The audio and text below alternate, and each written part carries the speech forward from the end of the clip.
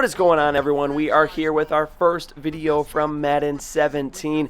I did not want to go through the release week of Madden 17 without giving some info, some video, at least one video from our new franchise. I meant to get a video out this week, but as you can hear, I've been a little under the weather. I did not plan on doing a team reveal video, but I cannot get the first full game of preseason out, so this is going to have to do. But I think still this one's going to be a pretty good one. It's going to be short and sweet. We're going to get right into it. I'm going to reveal what team we're going to be using for our Madden 17 franchise. Your season starts now.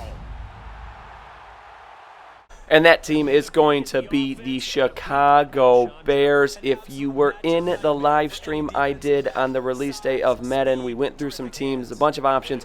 The Bears were a team that even before the game came out, they really interested me. It is an interesting situation for the Bears. They are a team that you used to think of as being a pretty good team, but they have fallen on some hard times and really have just a few really good players. We're going to go through some of those here, but this is a franchise that is probably going to require a total overhaul, so we're going for that total rebuild, something we haven't done since our Jaguars franchise in Madden 25. So looking at the roster here, this is the first one, and this is going to be a hot point. Jay Cutler, the quarterback. Yes, we all know Jay Cutler.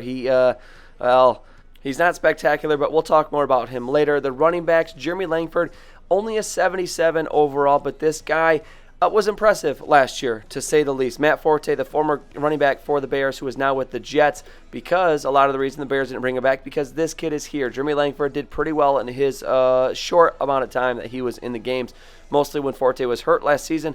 Alshon Jeffrey is back. They gave him the franchise tag this past year to keep him in Chicago. We are going to be utilizing him a lot. And then Kevin White, who was the first-round pick of the Bears last year, got hurt, never played, so he is going to be another key player for this offense. Kyle Long, far and away the best lineman we have. The offensive line is not good. The defensive line, we're going to be playing a 3-4. We've got a good D tackle. And then here is the strong suit for this team, and this is what I'm going to be focusing on. All of our linebackers are pretty good, and we have really good depth. So looking at this team, this may be an opportunity to where we can use some of these guys as trade bait, whether we get more picks out of it or to bring in another player that would help us fill a need in other positions. This Bears team has a lot of needs.